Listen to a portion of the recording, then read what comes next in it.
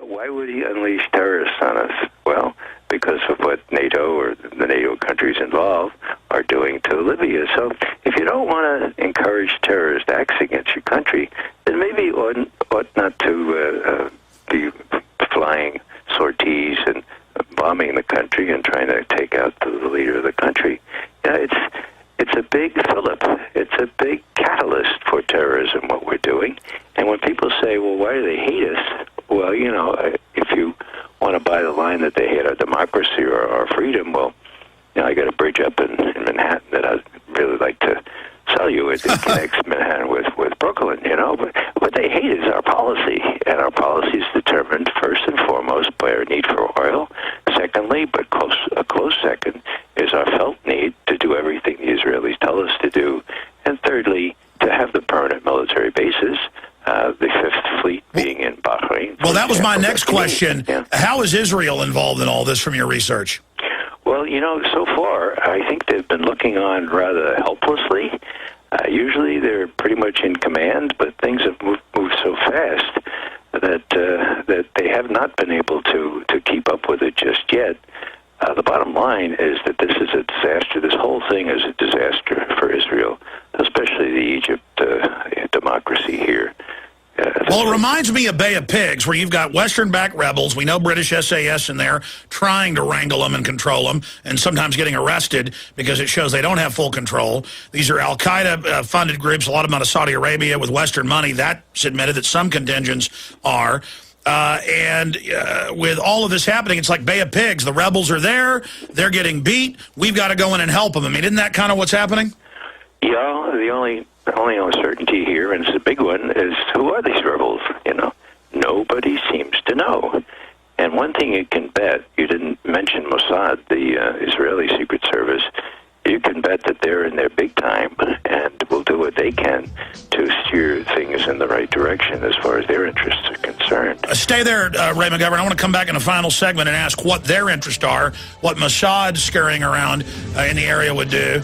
Also, this U.S. aircraft shot down. They claim we didn't have any regular aircraft over it that weren't drones, only using cruise missiles from bombardment.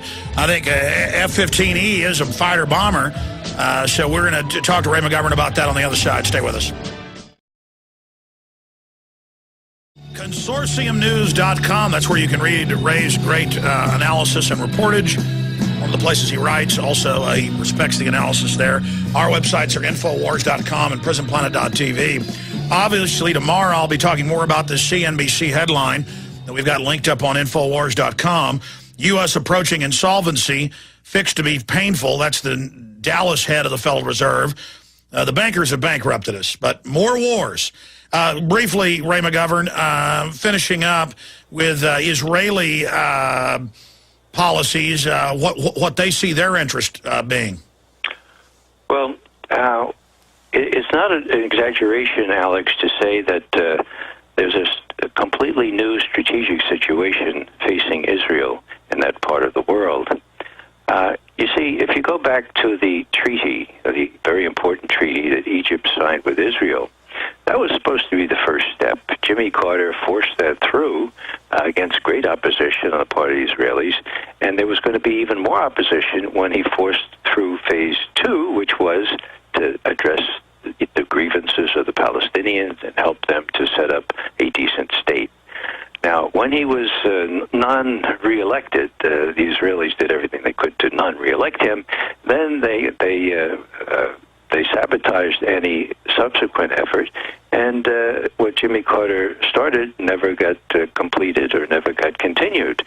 What we had was a situation where for 32 years, Mubarak became not only the U.S. patsy in that part of the world, but Israel's patsy. Suleiman, his number 2, or the head of his intelligence, he was called Israel's best friend, okay?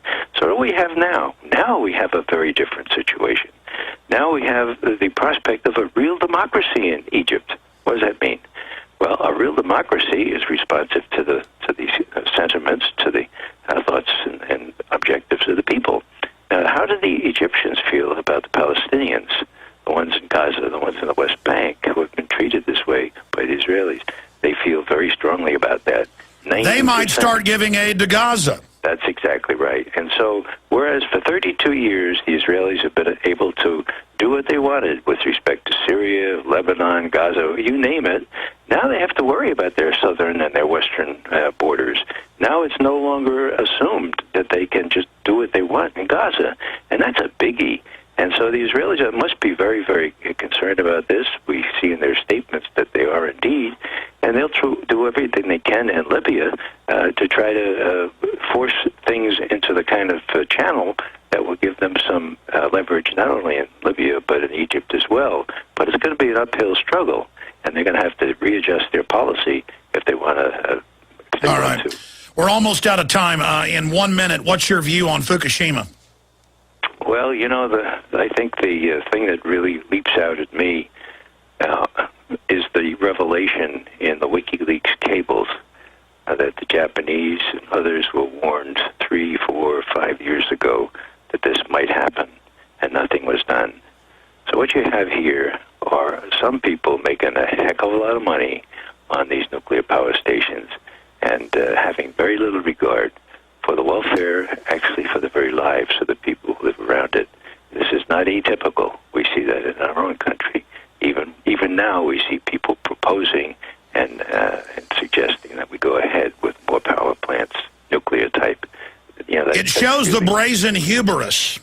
Yeah, and it sort of means that we have to get out on the street and put our bodies into it here, because nothing seems to work, because the money is going to those people that are elected to represent us, and they're not representing us. Well, they're even covering up the severity of it. That's admitted. Ray McGovern, thank you so much for spending time with us and adding your excellent analysis. You're most welcome. All right, there goes Ray McGovern. This transmission is now drawing to an end. I'll be back live, Lord willing, 11 a.m. to 2 p.m. Central Standard Time, 12 noon to 3 p.m. Eastern. Pray for us. Please spread the word about the broadcast. I want to thank all of our AM and FM affiliates, our sponsors, the great crew, you, the listeners. All of you make it possible. We're making major headway. God bless you all. Key Ray transmission starts now, Infowars.com. Visit Infowars.com and PrisonPlanet.com. When you're on the site, you can also tune in 24 hours a day to my daily radio broadcast. There's also a free iPhone app to listen to the syndicated radio show when and where you want.